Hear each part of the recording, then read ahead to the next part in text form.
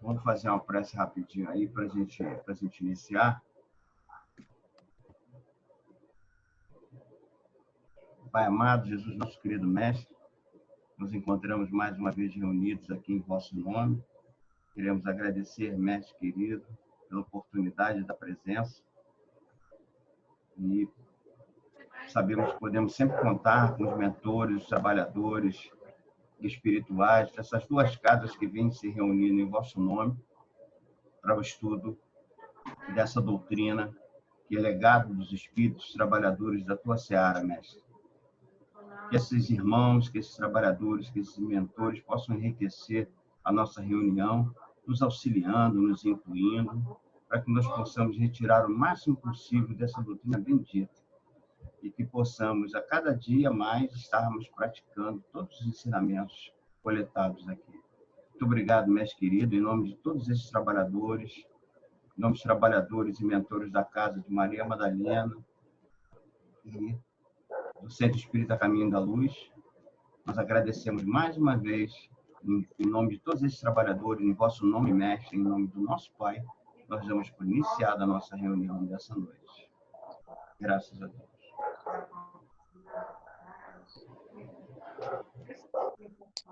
Bom, nós paramos na última reunião no item obstáculos.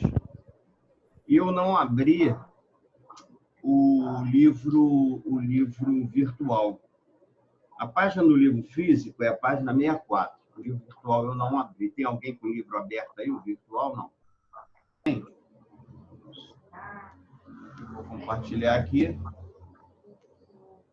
Tá? Tá todo mundo vendo aí? Sim. Tá. Ok.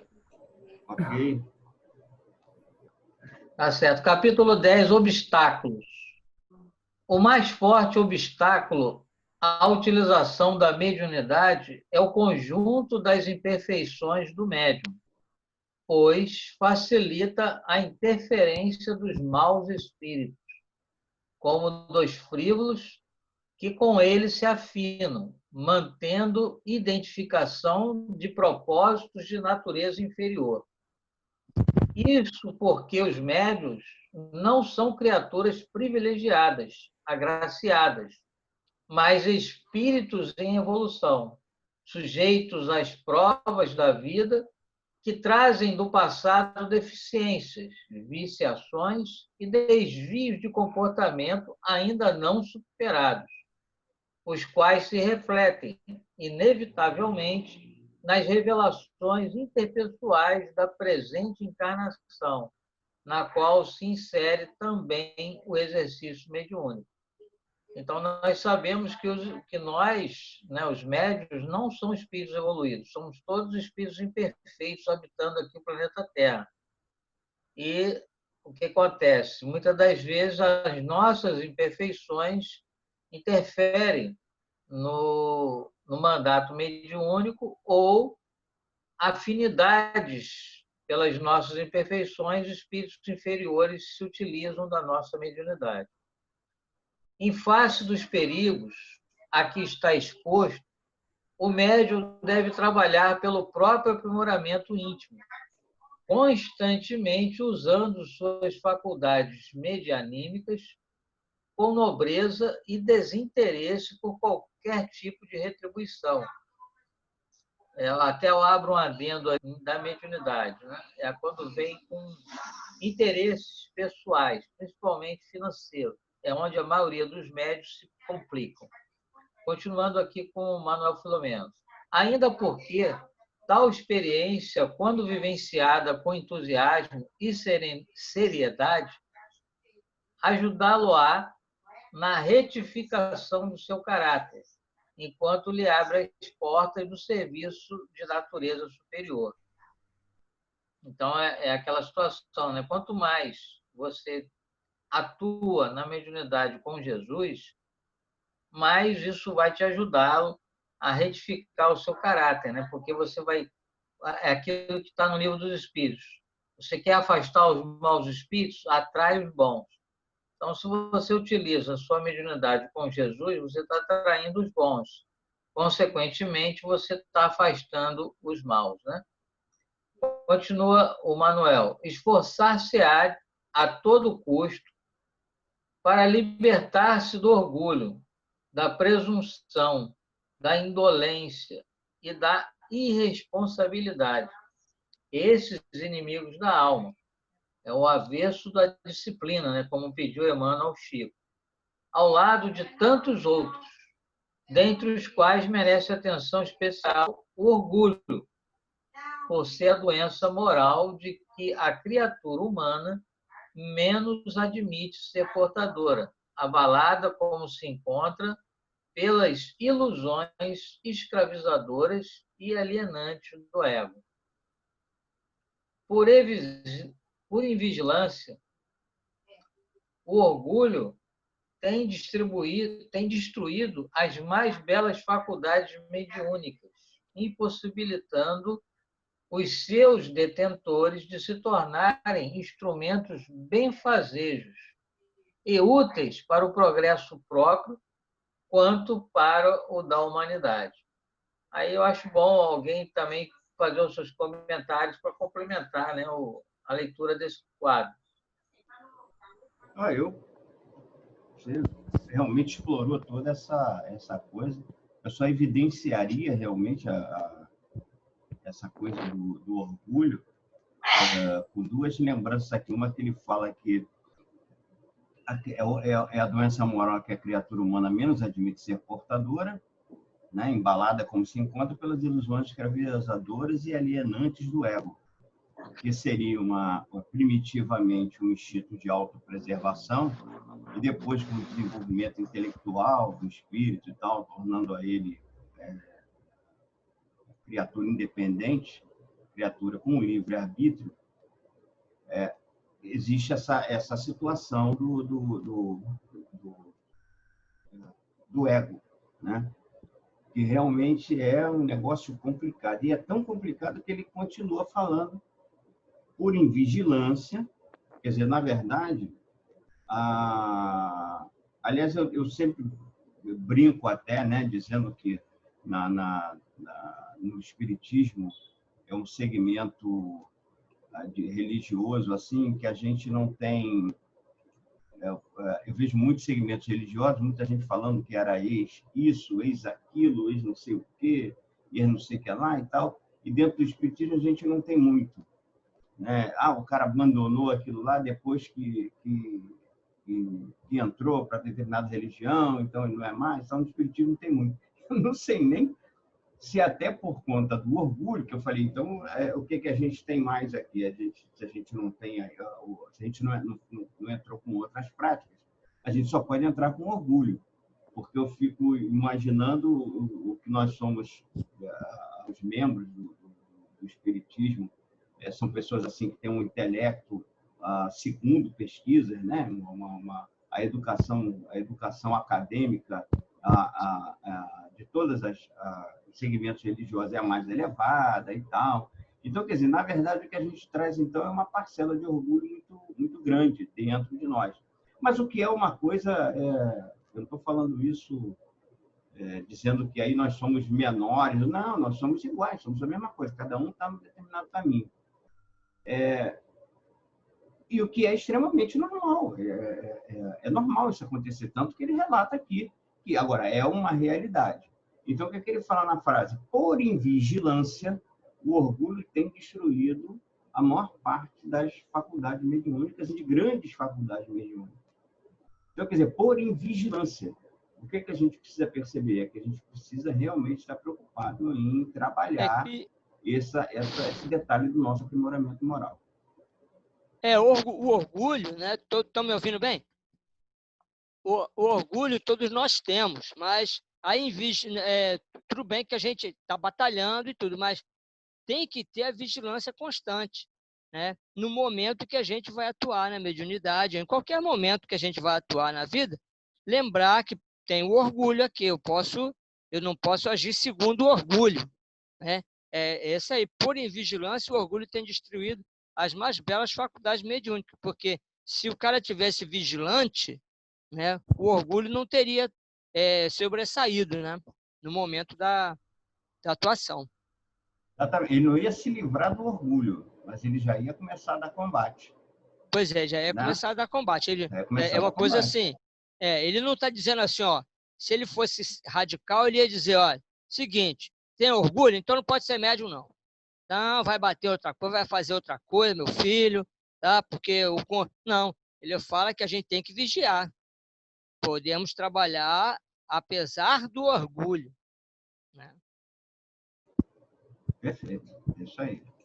Olha, chegou uma mensagem aqui, assim, o Marcos está comentando o seu comentário, e diz assim, aí ninguém seria médium, nós não teríamos médium, né?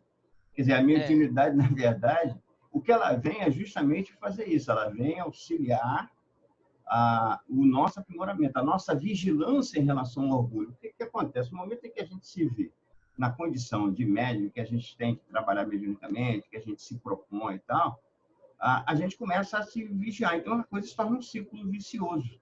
Quanto melhor médium você se tornar, melhor ser humano você vai ser. Quanto melhor ser humano você vai ser, melhor médium você vai se tornar. Então, é uma coisa que vai acontecer por aí. Quer dizer, então, essa coisa da mediunidade, ela não vem dizer, não, eu só quero os bons, só quero os santos. Não, tanto que ela é uma faculdade neutra, ela é amoral. Ela é neutra e você vai utilizá-la de acordo com a sua com a sua capacidade, com seus interesses e tal.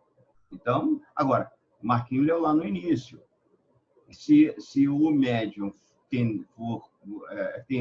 tender a atender a todos os seus instintos, né, as suas fraquezas, forem vigilantes em relação ao orgulho e tal, tudo que ele vai fazer é conseguir reunir para ele companhias que não vão ajudá-lo muito no progresso, né, a que essa mediunidade pode levar, mas ao contrário.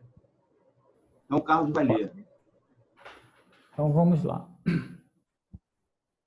O traço característico do orgulho, agindo no médium, é a confiança cega nas suas comunicações, na infabilidade dos espíritos que atuam por seu intermédio. Com uma confiança absoluta na superioridade do que obtém, isolado do convívio salutar das pessoas que podem opinar através de uma crítica construtiva, aliada a uma irrefletida importância dada aos nomes de entidades venerandas que ensinam os comunicados, tornam-se presa fácil dos espíritos mistificadores e perversos. Necessário salientar ainda a influência perniciosa daqueles que o rodeiam, estimuladores da presunção e da vaidade pela via do endeusamento inconsequente. Allan Kardec, em O Livro dos Médiuns, teve a ocasião de registrar textualmente: mais de uma vez tivemos motivo de deplorar elogios que dispensamos a alguns médiuns com o intuito de os animar. Capítulo 20, item 228. Por essa e outras razões, o médium deve trilhar a estrada cheia de pedregulhos e espinhos do aperfeiçoamento moral, buscando, no trabalho de edificação do bem e da caridade, na oração e no estudo doutrinário, as forças para superar os impedimentos inerentes à sua própria natureza, para alcançar os patamares da libertação. A edificação do bem é a disposição de vivê-lo, na íntegra, a todo instante, em esforço hércules para manter-se de pé ante as provas da vida, sem perder a condição para o serviço a benefício da coletividade. A princípio, são quase impossíveis quaisquer realizações. Insistindo-se na decisão, surgem os primeiros resultados e, perseverando, chega-se ao hábito. A caridade é igualmente fruto da experiência.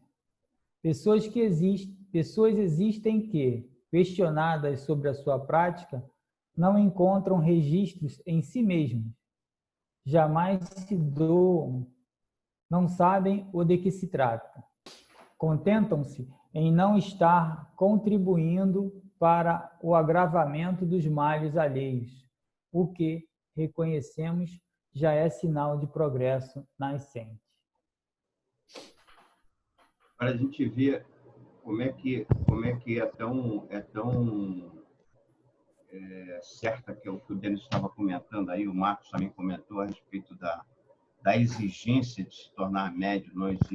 Não se exige perfeição, mas o que se pede, né, no caso que a doutrina pede, os espíritos pedem e tudo mais, é a consciência de que é preciso estar atento a esse obstáculo, principalmente do início aí, que é o obstáculo do orgulho, que é tão pernicioso que a gente já passou para a segunda ficha, né? E tudo que a gente está falando aqui, na verdade, ainda se prende a ele. O Paulo lembraria bem, principalmente na primeira frase ali, que o traço característico do orgulho, agenda do médium, é a confiança cega nas suas comunicações e na infalibilidade dos espíritos que atuam no seu intermédio. Paulo sempre fala aqui na fascinação, que é o que descreve essa frase. Aonde você, médium, adquire uma confiança tão grande, cega, em todas as comunicações que ele recebe. Quer dizer, quando a doutrina ensina para a gente de que a gente precisa fazer uma análise sempre grande, né, criteriosa, de todas as comunicações que a gente recebe, verificar a fonte. Então, não o nome que a fonte dá, mas a fonte no sentido de examinar a comunicação e ver exatamente se ela tem conteúdo que a gente se possa aproveitar. Né?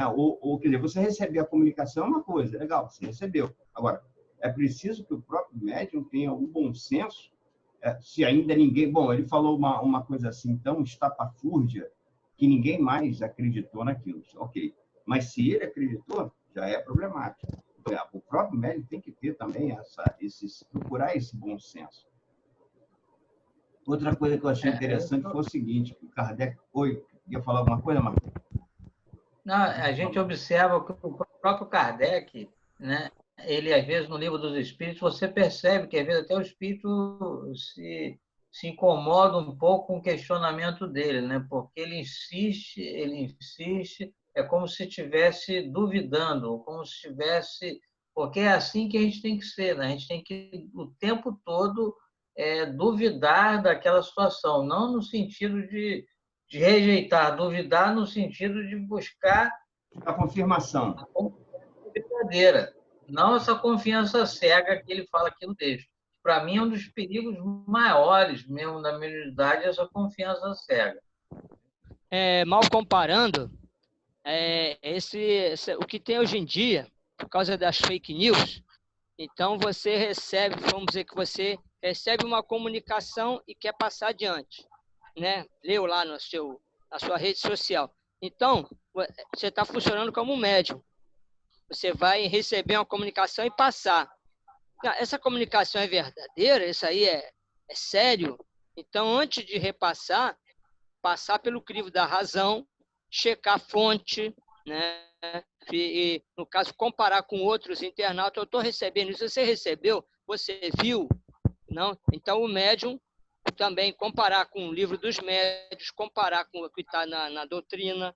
Então, checar sempre essa informação para a gente não passar uma coisa como o médium, né? Não confiar cegamente no que estão enviando lá de um influenciador digital, lá alguma coisa, né?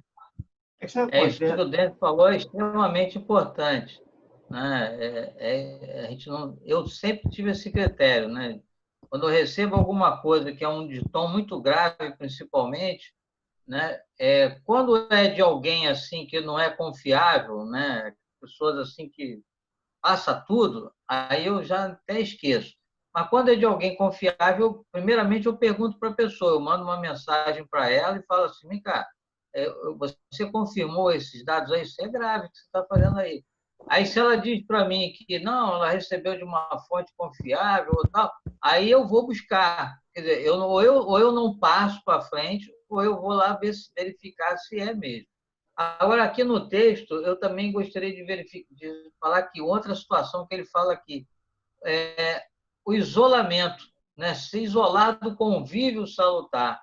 É outra situação também importante, principalmente aqui na doutrina espírita, o médium ou o próprio centro, né? Que às vezes o centro segue uma liderança mediúnica, e aí acaba se isolando do movimento de unificação, né? Justamente intuído por aquele espírito que está querendo iludir, para que ele não seja alertado, né? Então, o isolamento também é outra situação muito perigosa. Você falou num ponto importante, sim, o negócio da liderança mediúnica. É preciso a gente ter muito cuidado, porque não existe liderança mediúnica na doutrina espírita. Até porque ela não vive só de mediunidade, né? Ela não vive só dos resultados da mediunidade. Muito pelo contrário. É mais uma coisa, é mais uma fonte e tal, mas ela não vive só dos resultados da mediunidade. E hoje, mais do que nunca, e até por conta do critério da universalidade da doutrina, a gente vê, e essa foi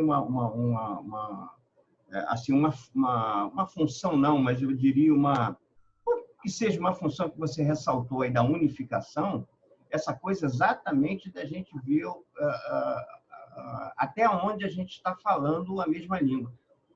Talvez a gente tivesse tido, você vê como é que as coisas mudam, né? As coisas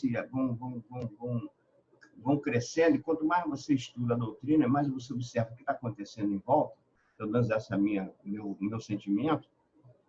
Eu percebo o seguinte, que hoje a gente tem uma necessidade realmente muito maior do que a gente já teve em termos de movimento de unificação. Outra coisa, Céu, outra coisa que costuma me incomodar bastante, né, no movimento espírita, é quando há o estrelismo. Não, isso também me incomoda muito. Com certeza. Né? Por exemplo, às vezes o expositor ele só privilegia aquelas casas maiores. Às vezes o expositor não leva com tanta responsabilidade aquele compromisso numa casa menor. Isso, para mim, é estrelismo. Né? A responsabilidade nossa é com a doutrina, independente de onde for. Então, quando eu posso ser até equivocado, mas quando eu percebo isso, eu até deixo a pessoa, né? Quem sou eu para questionar, mas já não convido aquela pessoa, ou pelo menos não faço o meu esforço para convidar, porque eu não senti vamos dizer assim, esse compromisso com a causa espírita. Né? Então, a gente tem que tomar muito cuidado. Isso no movimento espírita é uma situação muito perigosa. Assim, mais de uma vez tivemos motivo de deplorar elogios que dispensamos a alguns médiuns com o intuito de os animar. Quer dizer, ele elogia o médium, poxa, olha, bom trabalho, não sei o quê, alguma coisa assim, sei lá o quê. Mas ele disse que o intuito dele era simplesmente animar, porque às vezes é uma estrada pedregosa, né? Como ele fala aqui, às vezes é uma estrada pedregosa e tal, o intuito dele era só dar um ânimo, né? Uma coisa assim. E, no entanto, ele diz que, mais de uma vez, ele teve motivo de deplorar o elogio feito. Ele se arrependeu de ter elogiado, porque aquilo, ao invés de causar uma animação, já, poxa, o cara, olha, fulano me elogiou e tal, não sei o quê, o Kardec me elogiou e tá, né, vem codificando a doutrina. Imagina naquela época, talvez ele não tivesse terminado a codificação, mas já tornou-se uma figura ilustre no movimento ali, desde o início. Quer dizer, ele já era uma figura ilustre, né? Oi? Se você me permitir, nessa parte que ele fala assim, necessário salientar ainda a influência perniciosa daqueles que o rodeiam. Aí isso me faz lembrar o Peixotinho. Não sei se vocês leram sobre a vida do Peixotinho. O Peixotinho, a esposa dele, ela era uma vigilante. Ela não permitia, porque ele era um médium de efeitos físicos de muita abrangência, com isso ele adquiria a fama, né? Fama que eu digo assim, interesses de pessoas importantes, artistas e tal, iam na casa dele fazer. Aí, quando ela estava na cozinha, às vezes, fazendo alguma coisa, ela escutava qualquer coisa na conversa, de fazer uma exaltação nele, ela vinha e dizia: olha, ele é uma pessoa como cada um de nós aqui, ele é imperfeito, ele tem as suas dificuldades, e eles tinham na casa dele um quadro que dizia isso. Ele apontava até o quadro, tinha um quadro que dizia isso. Então, você vê o perigo que é. Então, a importância que foi a esposa do Peixotinho para ele manter a sua mediunidade dentro da linha de Jesus, né? Então, isso aí é muito importante. Ela era a consciência do imperador, que era o escravo que vinha no ouvido do imperador, e lembra-te que és mortal, César. Júlio César, né? Que és mortal. Não, Júlio César não, o imperador. Júlio César. Porque Júlio César nem tinha. Estava doido para cima, nem foi imperador. Mas os outros já começaram, não, tem que ter um cara aqui, porque senão eu vou começar enfiando os pés pelas mãos e tal. Então tinha um escravo que viu: olha, lembra-te que és mortal, César. César foi ditador. Hein? César foi ditador. Foi ditador, pois é. Agora, olha só, Celso. Lembra daquela vez que alguém botou num quadro nosso lá? Resumindo, alguém estava pedindo dinheiro, aí botou um negócio lá que Jesus ia... Não foi. O que aconteceu? Não, disso? É que a gente estava falando era sobre para se incentivar a campanha do quilo e tal, porque ela estava muito fraquinha naquela ocasião e tal, e que foi feito um pedido para a gente estar lembrando, né, das reuniões e tal, estar lembrando o pessoal da campanha do quilo, que pudesse colaborar e tudo mais, porque estava fazendo falta na distribuição da bolsa, enfim, lá na parte social.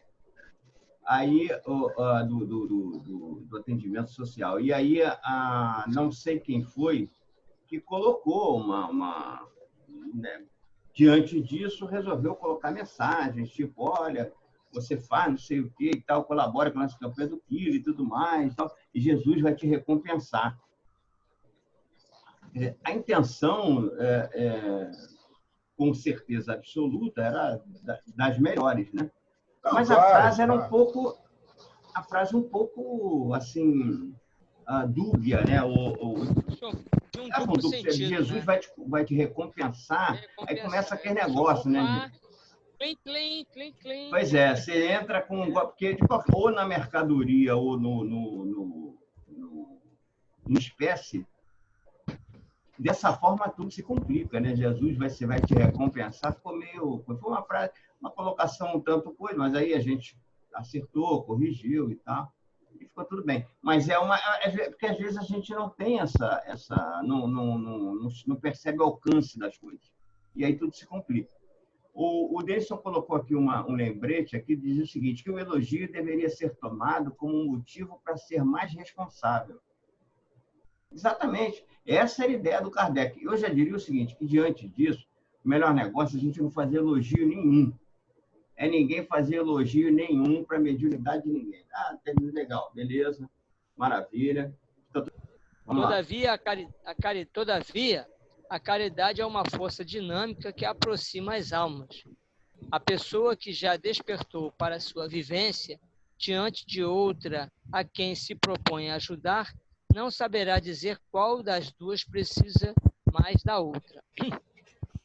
O estado de oração é a educação da mente para a busca de Deus. Mente vazia é campo propenso a qualquer tipo de pensamento. A criatura humana, antes de atingida por ideias indesejáveis, ou depois de alcançada por elas, em face das matrizes da atração que mantém, deve sustentar um esforço consciente para pensar no amor e direcionar as ideias para o louvor e o reconhecimento da obra e do poder de Deus, reflexionando nas lições e situações que o Evangelho de Jesus propõe à guisa de roteiros iluminativos. O estudo doutrinário é fundamental para o aprimoramento moral, porque, através dele, reconhecem-se as próprias limitações e descortinam-se as condições de superá-las. Especificamente, ele enseja ao médium compreender melhor a sua faculdade, bem como as leis que regem o intercâmbio espiritual, habilitando-o a educá-la com maior eficiência. É também uma fonte de aprendizado através da qual recolhe-se a experiência dos que retornam das sombras da morte para narrar as suas desditas e o porquê delas, desvelando de forma clara os processos da misericórdia divina. E ainda, através do estudo doutrinário que se evidenciarão e ainda através do estudo doutrinário que se evidenciarão as vitórias dos desencarnados que venceram a si próprios e, por tal, revelam os estudos íntimos de paz e os panoramas felizes das esferas de ventura para onde se transladaram. Comentando, que o estudo, a doutrina espírita, ela é fruto de uma ciência de observação. Então, ela é experiência, né? Então, todo o estudo que vem da obra básica, aquilo foi fruto de uma experiência exaustiva, né? Kardec perguntando através dos médiuns. Então, aquilo tudo que está ali, que ele codificou, aquilo é fruto de uma experiência. Então, o estudo é extremamente objetivo, né? O estudo da doutrina espírita. E elucidativo. Oi, está me ouvindo? Nessa parte do início, quando ele diz assim, todavia a caridade é uma força dinâmica que aproxima as almas, depois ele diz lá no final que qual das duas precisa mais uma da outra, isso me fez reflexionar o seguinte... E essa frase matou, né? Essa frase mata, né? Pelo menos para mim, eu preciso estar atuando na doutrina para me ajudar a vencer as minhas dificuldades.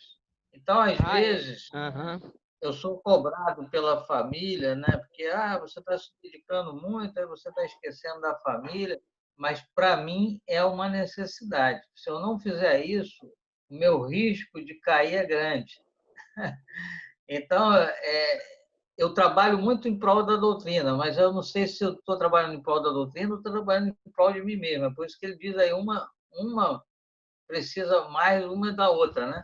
Então, essa é uma situação que, para mim, é muito forte.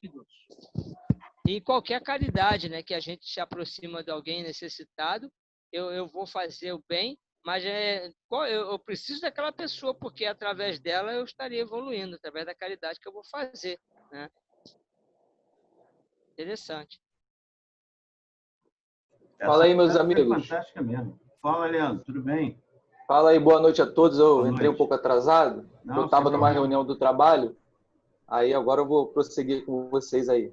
Perfeito, seja bem-vindo. Seja bem-vindo. Marquinhos, essa frase aí, essa frase aí matou, né? Como se diz na gíria, eu até tive vontade de interromper naquela hora para falar dela. Não, mas ela realmente é extremamente profunda. A pessoa que já despertou a vivência, que ela está tratando aqui da caridade, a pessoa que já despertou a vivência da caridade, diante da outra, a que vai ajudar, ela não sabe dizer qual das duas precisa mais. Qual das duas precisa mais uma da outra. A outra está ali, por exemplo, né, uma coisa clássica, a outra está ali com a mão estendida, querendo alguma coisa para se alimentar, porque não conseguiu e tal. E você está ali dando, quer dizer, aquela pessoa está com fome, recebendo o alimento que você está dando, mas você não sabe realmente se... Porque, na verdade, aquela pessoa que está com fome, ele estendendo a mão para você, está te dando a oportunidade de dar o alimento e, com isso, você fazer um bem que você deixou de fazer, ou que prejudicou, né? ou que um mal que fez, ou um bem que deixou de fazer anteriormente. Quer dizer, é uma frase sensacional, é uma associação de coisas. Como também é o ruim, né? As associações que a gente tem em termos de obsessão, né? Que a gente vê que as obsessões são associações mal feitas que muita gente fez no passado, é vítima da obsessão de hoje, e aquele obsessor muitas das vezes foi vítima também dele no passado. Quer dizer, Então, é uma coisa que se junta com a outra também, num lado positivo, que é a caridade, ou como o Martim está falando, e essa também é uma realidade minha, viu?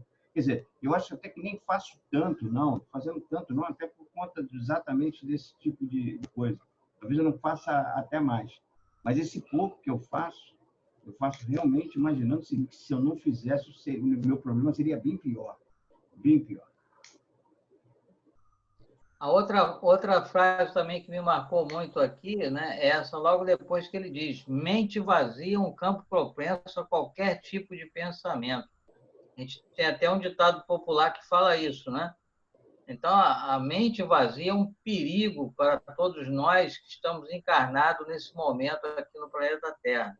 E lá adiante ele diz, né, a criatura humana, antes de ser atingida por ideias indesejáveis, ou depois de alcançada por elas, quer dizer, você tem que evitar que ela te atinja, mas depois de alcançada por elas, em face das matrizes de atração que mantém, deve sustentar um esforço consciente para pensar no amor e direcionar as ideias para o louvor.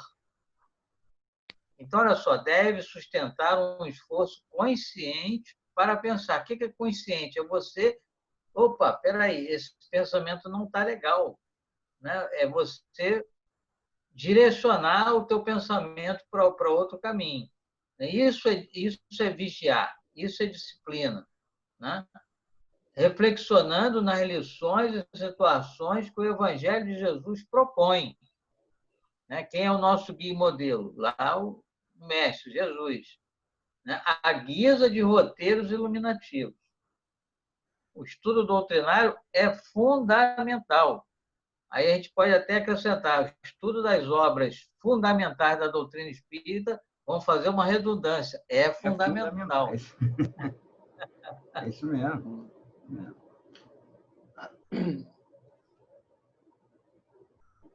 Vamos lá, Denison. Já terminou de ler? Não, né? Não, é que o cachorro estava latindo aqui, eu estava brigando com ele, latir lá fora. Atrapalhou aí muito, né? Não, eu não ouvi, não. Não? Não. Não, ninguém ouviu o cachorro, não. A sorte é que como teu som hoje não está muito alto, livrou o cachorro da... Ah, sim. Abafou o som do cachorro, o latido do cachorro. O estudo que nós paramos aqui. Pode-se dizer que as imperfeições morais do médium, o embotamento de sua consciência e a inexperiência geram, no exercício mediúnico, as condições para obstáculos específicos, tais a estagnação, as mistificações e a obsessão. A estagnação, quando a mediunidade se fizer receptiva e monótona naqueles médiuns que se tornaram improdutivos por vontade própria, pelo desinteresse da tarefa, pela ausência de renovação interior, criando embaraços ao livre transitar das ideias novas. Já foi dito... Dá uma paradinha aí. Essa estagnação aí, se a gente calcular, é aquilo que eu costumo dizer, né? Todos que têm um mandato mediúnico, pode ser um Divaldo Pereira Franco, pode ser um Chico Xavier, pode ser uma Ivone do Amaral Pereira. Né? Por que pode ser? Porque se a pessoa adotar a disciplina, cara, o que não falta na espiritualidade é espíritos querendo atuar, querendo se desenvolver no bem. Só que ele precisa de um médium que queira fazer essa renúncia. E aí é onde ele entra aqui na estagnação. Né? Quando a mediunidade se faz repetitiva, monótona, por que isso? Naqueles médios que se tornam improdutivos, por vontade própria. Ele não tem compromisso, ele não renuncia nada da vida dele em prol da mediunidade, ele não faz nada. Pelo desinteresse da tarefa, pela ausência de renovação interior, ele também não faz esforço para se modificar, para abrir mão, né, seus maus hábitos. Ele quer manter aqueles maus hábitos. criando embaraço ao livre transitar das ideias novas. Então, quem colocou o obstáculo foi ele próprio. O obstáculo foi ele. Porque, olha só, o que não falta na espiritualidade é espírito querendo trabalhar no bem. Só que ele precisa de um medianeiro. Se ele quer trabalhar no bem com a mediunidade, ele precisa do medianeiro. Esse é o mais difícil de encontrar. Quer dizer, aquele que quer realmente... devotado, né? Devotar. Então, as pessoas idolatram, né? ou vê com bons olhos o trabalho que o Chico fez, mas não vê a disciplina que ele fez para chegar àquilo. É uma coisa puxa a outra, não tem outra alternativa. Né? Então, se você quiser chegar a uma condição medianímica de Chico Xavier, use a disciplina, se dedique. Com certeza você vai chegar. Agora, sem disciplina, sem renúncia, não vai chegar. Não existe Disciplina compensação tudo, sem esforço. Né? Todas as A internet do Leandro está meio ruim. Não está boa, né? Tá bom. É que fica difícil até da gente perceber. Quando a gente está falando, a gente não percebe o que a gente está falando, não percebe que a conexão está ruim. É só um limitador dessas ferramentas. Às vezes você está concentrando, mas às vezes para todo mundo em volta. Aí só você está se mexendo, é porque é o contrário. Mas você não pensa, ele está congelado até agora. Pelo menos para mim está parecendo aqui congelado até agora. Mas é uma verdade realmente. Muita gente quer saber sem aprender, né? Quer ter o conhecimento, mas não quer ter o esforço. Agora voltou normal. Não quer ter o esforço, voltou agora. Já foi dito que no início da jornada mediúnica é natural que o médium se envolva com desencarnados da craveira comum, mas compatíveis vibratoriamente com o estado ainda confuso de sua mente, enquanto se lhe adestra a sua faculdade. À medida que se aperfeiçoa moralmente, esse autodescreve e se autodescobre, vai permitindo alargar a sintonia com os seus amigos espirituais, flexibilizando a sua instrumentalidade para atender melhor aos sofredores, bem como registrar mais claramente o pensamento dos guias e benfeitores da humanidade. A falta de esforço, de investimento em si mesmo e de entusiasmo mantém-no preso ao marasmo, à mesmice, comprometendo o seu progresso. Vale ressaltar que este não é um problema exclusivo dos médiuns ostensivos, mas de toda a equipe do trabalho mediúnico que pode estar ameaçada pelo tóxico pertinaz da indolência anestesiante e perturbador, resultando em experimentos inexpressivos e de qualidade inferior. Então, a importância do estudo, né, e da disciplina dele em estudar, em manter o cuidado da sintonia com os amigos espirituais. Né? Como o Marcão já falou, se você quiser afastar os maus, se una aos bons. Né? Uma preocupação que deve se manter, até eu falava ainda há pouco sobre coletivo, né? Quando você fala da qualidade de uma reunião no coletivo, não corre menos o risco daquela coisa do envaidecimento e tal. Mas ele aqui está chamando atenção até que isso pode acontecer com toda a equipe de trabalho mediúnico. Precisa ter cuidado. Pode ser um problema, essa estagnação pode acontecer no coletivo, e aí a situação é até pior. Quer dizer, é por isso que é sempre importante todo esse trabalho, toda essa coisa. A gente tem 10 minutos agora. A gente tem todo o cuidado de estar fazendo uma avaliação constante dos resultados da comunicação, resultado do trabalho, o que aconteceu, o que as pessoas acharam. De repente, havia uma coisa assim de todo mundo perceber exatamente. Quando você começa a falar, você rapaz, é verdade. eu tive uma coisa que me passou assim pela cabeça, foi até muito rápido e tal, mas você realmente está confirmando aquilo que eu imaginei naquele momento, não sei o quê e tal. Quer dizer, essa troca, essa análise, né, em último caso, do resultado do trabalho mediúnico é importante por conta disso, né, para que se evite essa coisa da estagnação. As pessoas estão procurando ter cada vez mais resultados melhores, tal, mais positivos. Celso, na continuidade da leitura, tem uma frase que ele vai dizer assim: nenhum médium está isento de ser veículo de mistificações. Nenhum. Nenhum. Aí não está falando A, B, C. Nenhum. Então, a gente tem que tomar muito cuidado com isso. Então, vai lá, Décio, pode continuar. Se quiser comentar nada, pode continuar aí. A gente passa para o segundo item. Mistificações.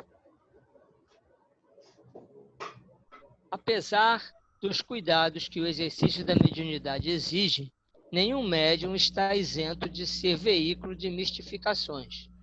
Estas se manifestam conforme os seguintes tipos ou procedências. Conscientes.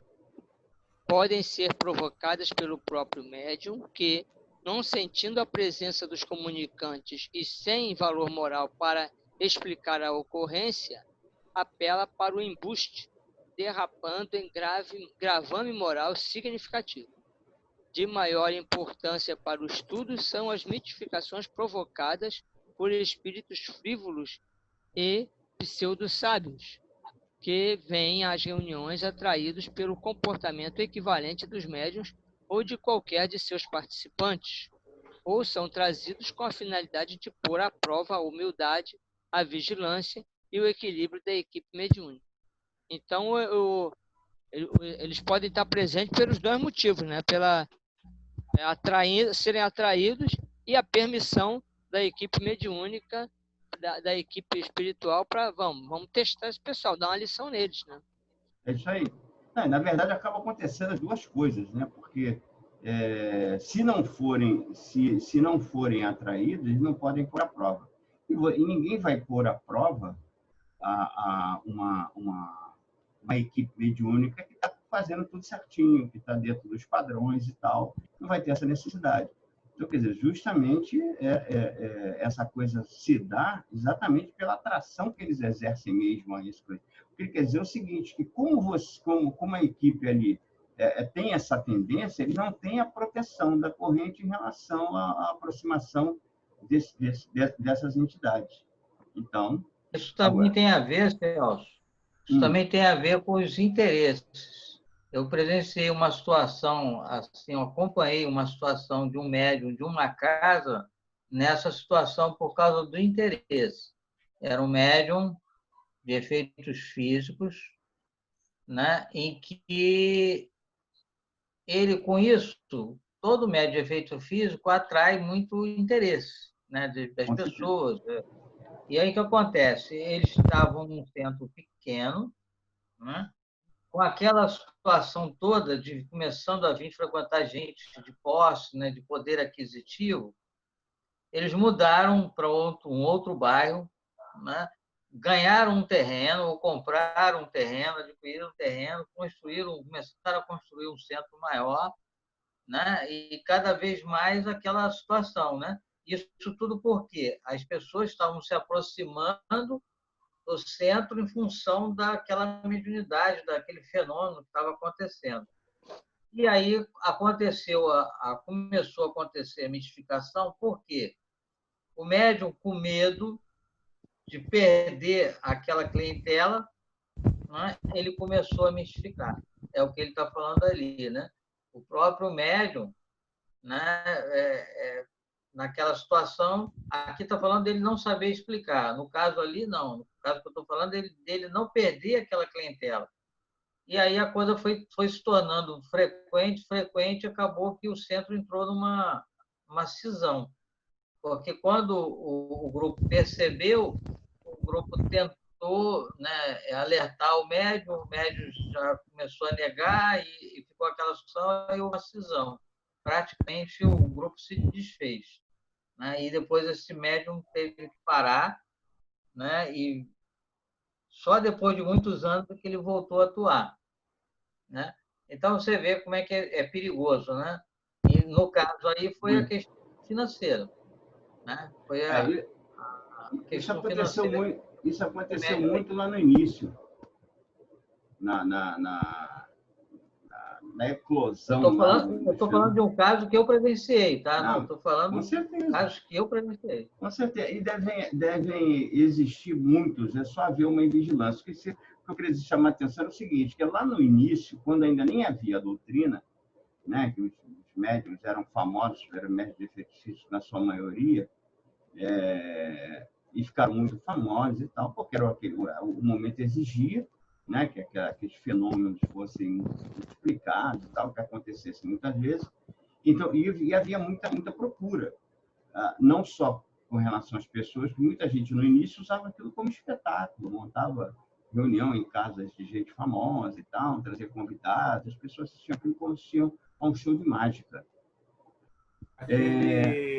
Aquele livro, Celso, desculpe interromper, aquele livro Espiritismo à Luz dos Fatos, né? Ele traz essas histórias, né? E até aquele mágico, Houdini, ele presenciando esses fenômenos espíritas, né? Ele se tornou um perseguidor, né? Investigando os casos, né? Porque se intitulava como se fosse uma mágica, né? Só que ele participando de alguns fenômenos físicos, ele realmente não encontrou evidência de ser um embuste. E aí conta lá a história que ele se tornou espírita, né? Você chegou a ler esse livro, né? Cheguei a ler. E o livro, o Espírito à Luz dos Fatos, eu tenho ele aí e tal, ele retrata isso. Eu não sei se é esse Espiritismo à Luz dos Fatos ou tem um outro. Tem a história do Espiritismo, do Arthur Conan Doyle, que também fala muito sobre eu não sei, eu li 2 livros parecidos, assim, contando as histórias. E aí tem essa questão, que o Houdini ele se tornou um perseguidor, né? Mas para desvendar embuste, né? De exatamente. E aí, quando ele... Muitos cientistas sérios foram encomendados, né? O William Crookes foi um, né? Ele foi encomendado para investigar. Mas como ele era sério, o que acontece? Ele, quando presenciou que não era, ele se tornou espírita e passou a ser um divulgador, né? E isso aconteceu com vários. Acho que o César Lombroso foi o também que aconteceu isso. Foram vários que aconteceu isso. Isso é quando a pessoa é séria. Agora, tem pessoas não, que deixam outros interesses, né? Por exemplo, quem está patrocinando ele naquela pesquisa quer o quê? O interesse de quem está patrocinando é dizer quem busca. Então, ele nunca vai admitir para ele não perder o patrocínio. Tem isso, né? E eles, inclusive, o próprio William Crookes ficou mal visto por boa parte da comunidade científica, exatamente pelo fato de ter admitido, olha, eu fui lá, porque quando ele entrou e disse que ia pesquisar, vou te passar a palavra já, Mauro, ele falou que ia pesquisar, muita gente disse, não, agora é sério, porque agora o William Crookes vai descobrir tudo, vai e tal. Falta um minuto, tá bom. Não, o Mauro está avisando que falta um minuto. Falta um minuto, ele está fazendo a pessoa que ele quer falar. E que agora é sério e tal, porque o William Crookes está lá, é uma pessoa séria, ele não vai apontar o erro, não sei o que tal. Só que o que ele apontou é que aquilo realmente era verdade. O que eu queria dizer é o seguinte, é que era muito comum acontecerem essas coisas lá atrás, a pessoa médium mistificar, por conta de interesse, porque o médium era requisitado para várias apresentações e ele largava todas as atividades dele. O que eu quero dizer é o seguinte, é que isso acontecia, era comum e a gente até dava para entender, né? Porque o cara dava para entender que tinha um interesse, né? Dava para explicar. Tinha um interesse e tal em se manter, porque uma vez que ele já tinha largado a fazer dele há tanto tempo, apresentando aquelas reuniões, utilizando da faculdade mediúnica dele e tal, então se achava no direito de continuar recebendo por aquilo. Só que, como já não estava mais produzindo fenômeno nenhum, ele tinha que inventar. Agora, tem uma coisa importante, né? a diferença daquela época para hoje é que hoje a gente tem a doutrina que é muito clara em relação a isso. A doutrina espírita é muito clara em relação a qualquer tipo de coisa que o Marquinhos falou mais cedo, em relação às preocupações dele. Esse negócio de envolver dinheiro nessa relação é uma coisa extremamente, sabe, fora de questão, em termos de doutrina espírita. É um negócio fora de questão. Agora, você vê, por exemplo, nos Estados Unidos tem médium que é pago, porque muitas vezes ele serve de consultor da polícia. Investigação policial, tem muito. Policial, às vezes a empresa, em relação por exemplo, a empresa a quer projeção realizar do futuro, né? Não, às vezes a empresa quer realizar um negócio, então quer saber se aquelas pessoas com quem ela está negociando são pessoas sérias ou pessoas que apresentam assim como é que será que o médium consegue perceber que aquelas pessoas vão trazer um prejuízo para a empresa? Às vezes, os fins são até úteis, né? E o médium é pago por isso. Agora, eles não têm a doutrina espírita. O que eles exercem é o mediunismo. Entendeu? Não tem nada a ver com doutrina espírita. Eles não estão tratando da doutrina espírita. Porque se fosse doutrina espírita, o médium não colocaria a mediunidade não é uma propriedade da doutrina. Não é propriedade da doutrina, exatamente. Não. São coisas diferentes. Diga. Durante a Guerra Fria, os russos usaram médiums para espionar os americanos. Os russos e os americanos também. Eram isso. E outra coisa, naquela época mais para trás, teve um cara, não sei quem foi, que ofereceu 1 milhão de francos para esses ditadores mágicos fazerem a mesma coisa que os médiums. E ofereceu 1 milhão. Só que dentro das condições que os médiums ficavam. Das pesquisas. Exatamente. Não apareceu ninguém. Nas condições dos médiums, ninguém apareceu. Porque eles têm a mania de dizer o seguinte, que aquilo que o médium produzia, eles podiam produzir. Mas isso todo mundo sabe. Se você usar de um truque, você vai produzir um efeito que era a realidade que o médium produzia, só que era truque. Acontece que você dizer que produz aquilo que o médium produz é tão possível que o médium mistificava, né? Ele conseguia enganar. Mas se você fosse observar mais a fundo, você ia descobrir. É o mesmo caso do prestidigitador. Então, eles viviam atacando, dizendo que era fraude e tal, porque eles sabiam que aquilo era fraude, porque eles conheciam tudo, não sei o que e tal. Então, esse cientista, eu também não lembro quem é agora, algum membro nossos que faziam uma pesquisa séria, falou, olha, se ele... Eu acho que ele era membro como é que se diz? Não sei, Instituto, não sei o que lá de Paris. Acho que isso foi depois de Kardec. Porque isso já foi depois de Kardec. Isso está relatado num livro desse que fala do caso dele. Então, ele diz o seguinte, que se eles viessem se submeter a essas pesquisas e se colocassem nas mesmas condições do médium, sem problema. Eles pagariam a mesma quantidade que eles estavam oferecendo, eles pagariam. Bom, acho que foi o Carlos aqui, apesar de estar com o nome do Pedro, mas foi o Carlos que colocou aqui, lembrando o seguinte, no livro dos médios, item 226, no segundo parágrafo, diz o seguinte, todas as faculdades são favores pelos quais deve a criatura render graças a Deus, os que homens há privados delas. Olha aqui, que frase, né? Quer dizer, todo aquele que tem deve se sentir um privilegiado, não por questão de ser melhor do que os outros, não é isso, mas por questão do seguinte, ele agradece como um favor que ele recebeu de Deus, porque tem gente que não tem aquele tipo de faculdade. É uma ferramenta, é um instrumento importante na vida da pessoa, que ela não usa. Que ela não usa. Ou não usa como deveria. Ou não usa como deveria. Ou deve utilizar como tem que ser utilizada. É essa a forma de render graça a Deus. É utilizar conforme tem que ser utilizada. É mediunidade com Jesus. De uma certa forma, todos nós temos uma saúde. Será que a gente usa a saúde como deveria? Nós temos a possibilidade de andar. Será que a gente usa essa possibilidade de andar como deveria? A possibilidade de enxergar, será que a gente usa como deveria? Quer dizer, todos os nossos talentos são oportunidades que nos dá. A mediunidade é mais uma, né?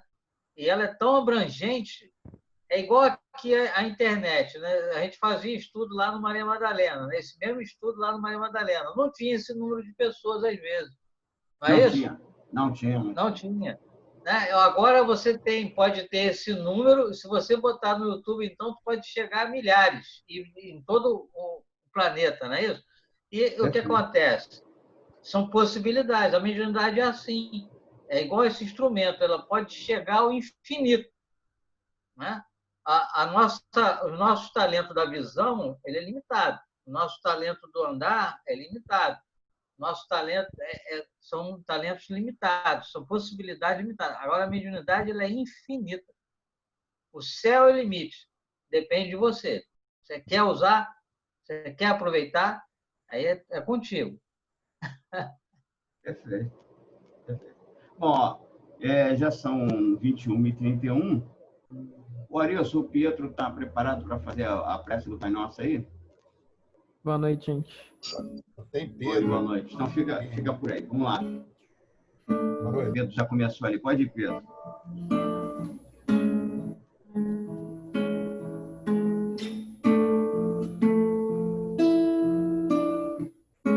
Seu coração é uma estrela matutina, suave luz que clareia, que ilumina. Olhe para dentro de você,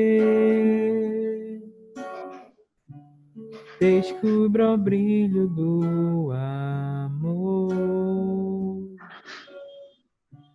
Acenda a sua candeia e faz nascer uma nova.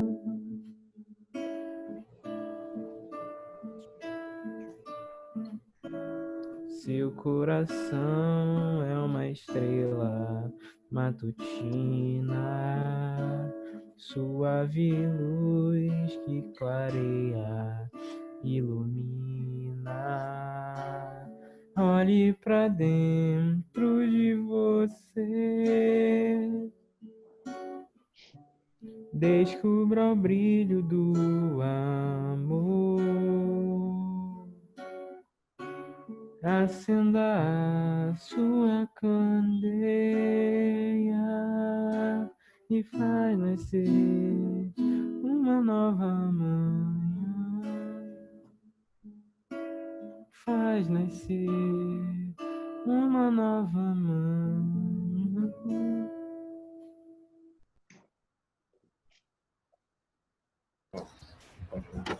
Pai nosso que está no céu, santificado seja o seu nome, venha a nós o nosso reino, seja feita a nossa vontade, assim na terra como no céu.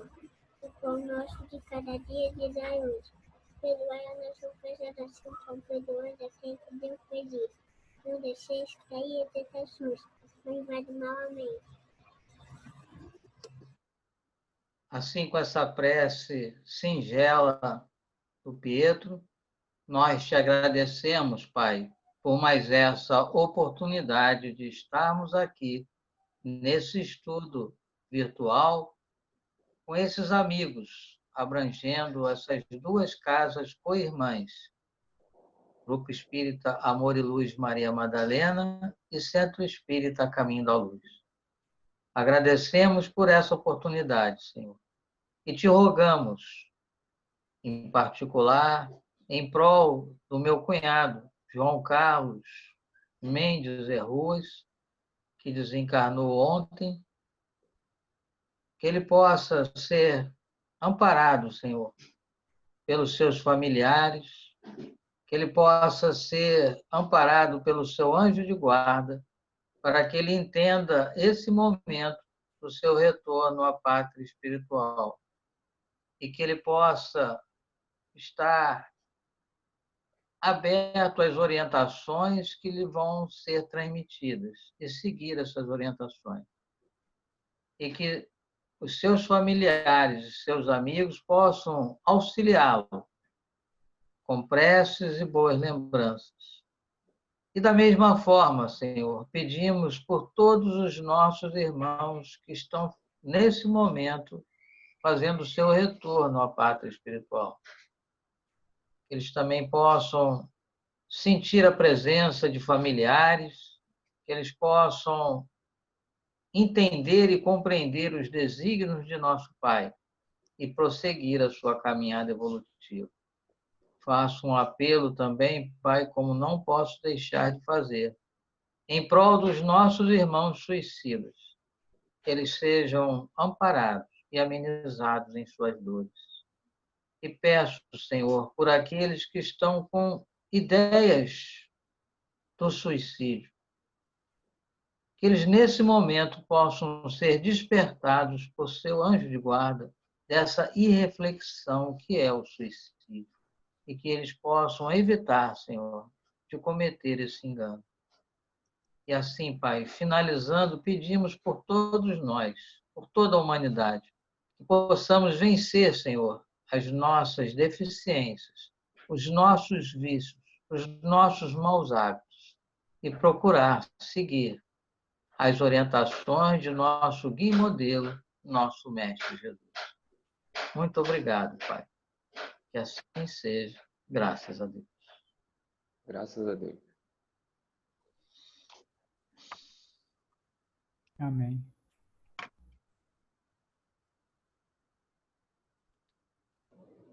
Agora sim, graças a Deus, muito obrigado aí a todos. Obrigado, Graças a Deus. Pedro.